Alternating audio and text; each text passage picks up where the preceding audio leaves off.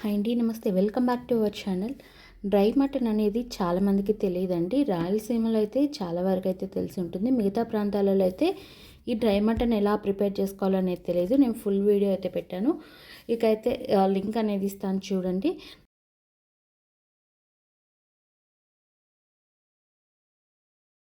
Dry mutton అంటే ఏం లేదండి, కొంచెం పసుపు ఉప్పు వేసి మనకు ఒక 2-3 డేస్ బాగా ఎండబెట్టుకున్నాం అనుకోండి, మనకు చాలా రోజుల వరకు అది నిల్వ అనేది ఉంటుంది. పాతకాలంలో ఫ్రిడ్జ్లో అవి ఉండేవి కాదు కాబట్టి మన పెద్దవాళ్ళు ఇలా ఎండబెట్టి స్టోర్ చేసుకునే వాళ్ళండి.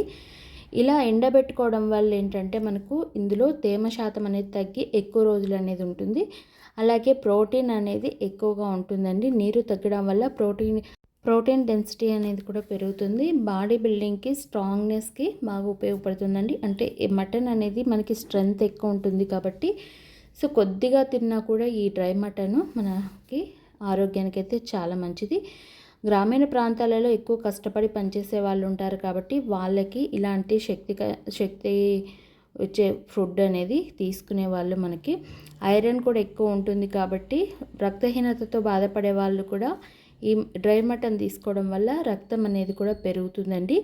కొద్దిగా తిన్నా కూడా శక్తి అనేది బాగా ఎనర్జీ అనేది వస్తుందండి. అయితే ఇందులో కొంచెం ఉప్పు ఎక్కువగా వేసుకుంటాం కాబట్టి బీపీ ఉన్న వాళ్ళు కొద్దిగా చూసుకొని తినండి. అలాగే దీని ప్రాసెస్ ఏంటి అనేది కూడా నేను ఆల్రెడీ వీడియో పెట్టాను, మీకు కావాలంటే చూడండి. ఎక్కువగా తిన్నా కూడా కొలెస్ట్రాల్ అనేది పెరుగుతుంది.